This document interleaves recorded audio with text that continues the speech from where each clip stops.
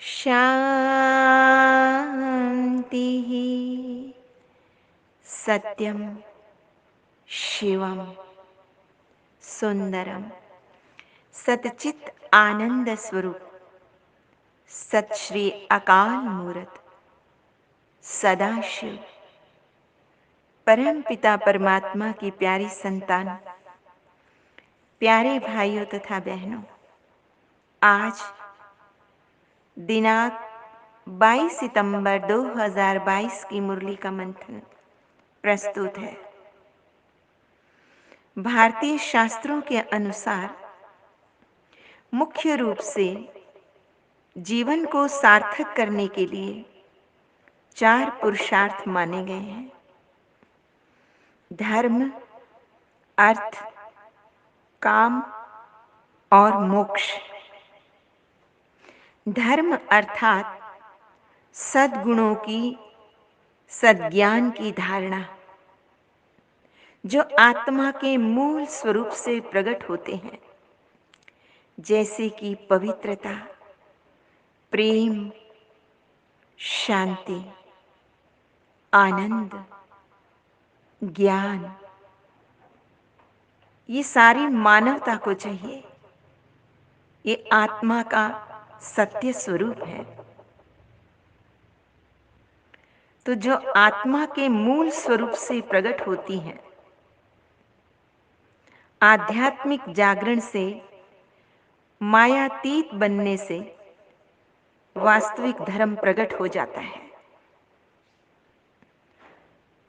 अर्थ का संबंध आर्थिक क्रियाकलापों से है। जीवन यापन करने के लिए अर्थ उपार्जन भी अति आवश्यक है, क्योंकि किसी पे डिपेंड नहीं होना। दाता के बच्चे हैं ना, तो देवता, देने वाले, लेवता नहीं। महापुरुषों का कथन है कि अर्थ उपार्जन का आधार भी धर्म होना चाहिए। काम से अभिप्राय है कामनाओं, इच्छाओं, तृष्णाओं की पूर्ति। कामनाओं की पूर्ति का आधार भी धर्म ही होना चाहिए। यदि कामना पूर्ति में धर्म का अभाव होगा, तो कामनाएं, इच्छाएं अंतहीन हो जाएंगी, स्वार्थ परक हो जाएंगी तथा बेलगाम घोड़े की भांति मन उसके पीछे पीछे भागता रहेगा और मृग तृष्णा की तरह हाथ में कुछ नहीं आएगा। जीवन के वास्तविक लक्ष्य जो मोक्ष है, उससे पथभ्रष्ट हो जाएंगे। जीवन का वास्तविक लक्ष्य है धर्मयुक्त अर्थ उपार्जन करते हुए, शुभ कामनाओं की पूर्ति करते हुए मोक्ष को पाना। और मोक्ष का अर्थ भी है मोह का क्षय हो जाना तथा जीते जी मुक्त अवस्था का अनुभव कर लेना या मुक्ति की अवस्था को प्राप्त कर लेना। हर प्रकार के मोह के बंधनों रूपी जो छोटे छोटे धागे हैं, चाहे वो रेशमी हो, चाहे वे सोने के हो, उनको काट लेना। आज की मुरली में भगवान शिव कहते हैं, मीठे बच्चे आत्म स्वरूप में स्थित होकर परमात्मा स्मृति द्वारा सच्ची सच्ची कमाई करनी है। जीवन के अर्थ को समझ उस पर चलना है। जब समझ लोगे तो यथार्थ उपार्जन कर सकोगे। इस संगम युग पर हमें ये सूक्ष्म कमाई दिन रात करनी है। पुण्य की कमाई, श्रेष्ठ कर्मों की कमाई, पढ़ाई द्वारा ज्ञान की कमाई, जिससे आत्मा संपन्न बन जाएगी। इसलिए चलते फिरते कर्म करते हुए भी सिर्फ एक ही बात याद रहे, परम पिता परमात्मा, वो जो सत्यम शिवम सुंदरम है, उसकी याद में रहें। ये सच्ची सच्ची कमाई है, यही सच्ची कमाई का आधार है। स्थूल कमाई करते करते तो बहुत वक्त हो गया ना, बहुत मेहनत करनी पड़ती है उसमें, लेकिन प्रभु मिलन में प्राप्त होने वाली कमाई पद्मा पदम भाग्यशाली बना देती है। वो फर्श से अर्श पर बिठा देती है और कंगाल से माला माल बना देती है, भिखारी से अधिकारी बना देती है। भगवान शिव ने आगे कहा कि जिन बच्चों में ज्ञान की पराकाष्ठा होती है, उनकी निशानियां क्या होंगी, कैसे पहचानेंगे, कैसे जज करेंगे कि ये संपूर्ण ज्ञानी आत्मा है। बाबा ने इसे स्पष्ट करते हुए कहा, जिन बच्चों में ज्ञान की पराकाष्ठा होगी, उनकी सर्व कर्मेंद्रियां शीतल हो जाएंगी, उनकी आंखें ठहर जाएंगी, उसकी चंचलता समाप्त हो जाएगी, उनके नयन निर्दोष निर्विकारी हो जाएंगे, छोटे बच्चे जैसे, गाय की आंख जैसे, हिरन की आंख जैसे वह सहज और सरल हो जाएंगे। हर प्रकार की क्लिष्टता समाप्त हो जाएगी, बाहर और भीतर एक हो जाएंगे, जैसे वो सेंट बन जाएंगे, इनोसेंट बन जाएंगे और गुणों की खुशबू चारों ओर फैलने लगेगी। उनकी अवस्था एक रस हो जाएगी, हर प्रकार के द्वंद्व से वो मुक्त हो जाएंगे, जैसे कि निंदा स्तुति, मान अपमान, जय पराजय, इन सब से ऊपर उठ जाएंगे और उनमें देवताई मैनर्स स्वाभाविक रूप से ही आ जाएंगी। परिणाम स्वरूप उनके नयनों से स्नेह, शक्ति एवं शीतलता की किरणें निकलकर अन्य आत्माओं को निहाल करेंगी। उनके पास बैठना अच्छा लगेगा, शांति की महसूसता होगी। बाबा ने यह भी स्पष्ट किया कि जिन बच्चों की बुद्धि में शिव की याद यथार्थ रूप से नहीं, उसका परिणाम क्या होगा।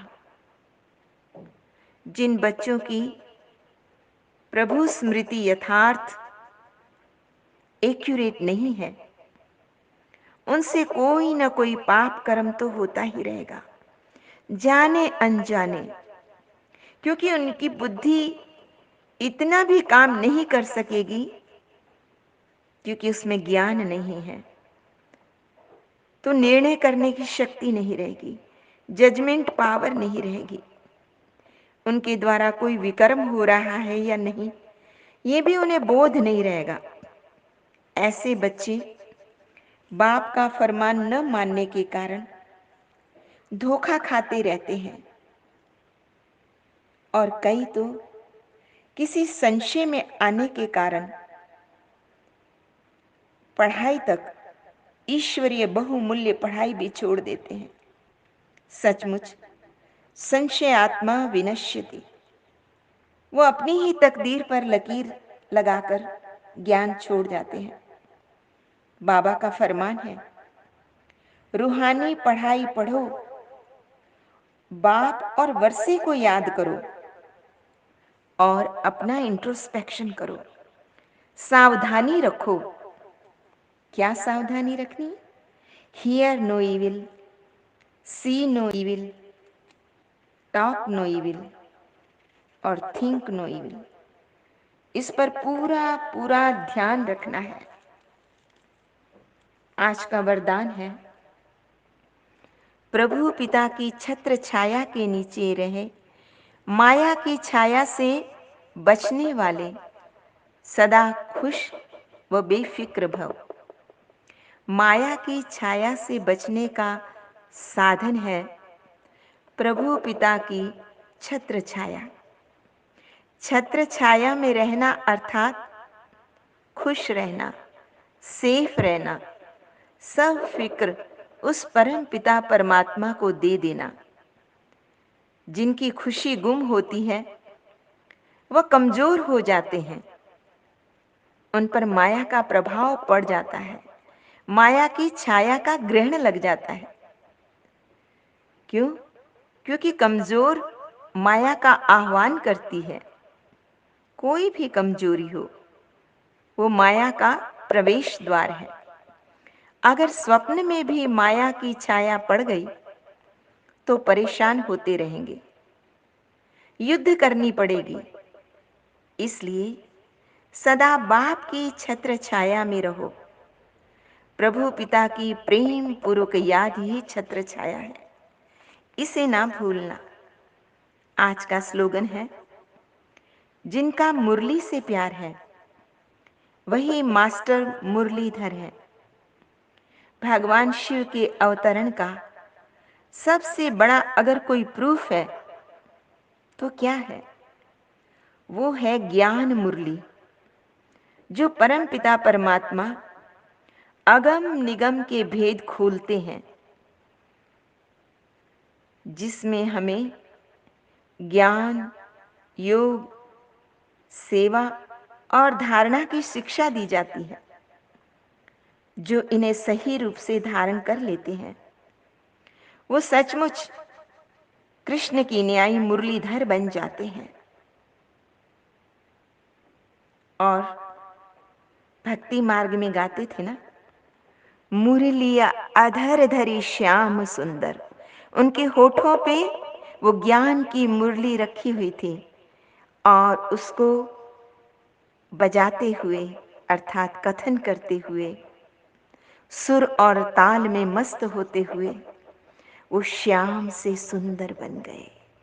हम सभी का भी लक्ष्य है श्याम से सुंदर बन जाना,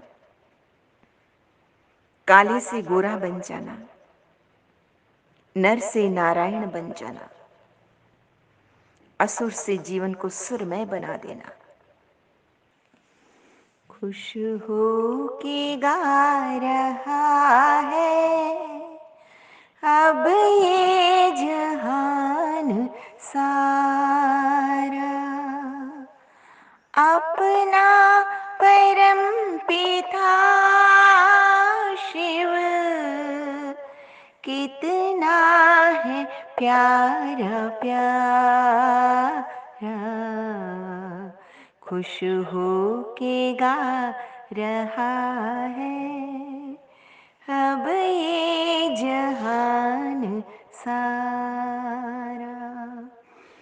तुम सा कोई कहाँ है, पाए कहीं नहीं हम, माया के तोड़ बंधन मन के मिटा दे जो गम। पाकर तुम्हें है चमका तकदीर का सितारा, खुश हो के गा रहा है अब ये जहान सारा। ये दिव्य ज्योति बिंदु है रूप कितना सुंदर, ये दिव्य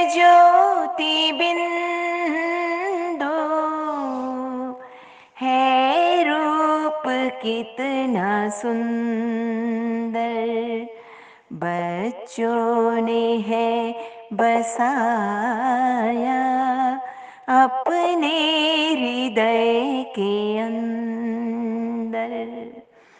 माता पिता सखा सब तू आँखों का है तारा, खुश हो के गा रहा है अब ये जहान सारा।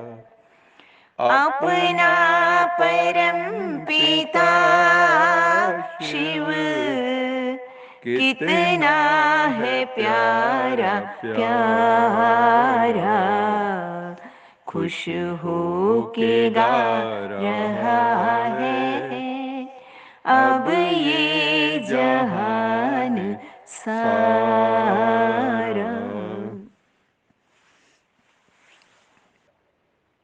अच्छा, मीठे मीठे सिकिल दे बच्चों प्रति माता पिता बाप दादा का याद प्यार और गुड मॉर्निंग। रूहानी बाप की रूहानी बच्चों को नमस्ते। हम रूहानी बच्चों की रूहानी माता पिता बाप दादा को याद प्यार, गुड मॉर्निंग और नमस्ते।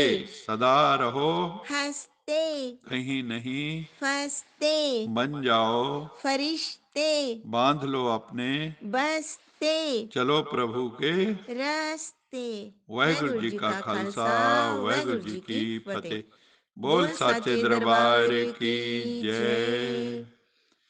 लोका समस्ता सुखिनो भवन्तु, लोका समस्ता सुखिनो भवन्तु, लोका समस्ता सुखिनो भवन्तु।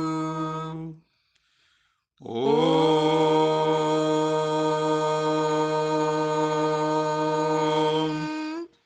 शांति शांति शांति।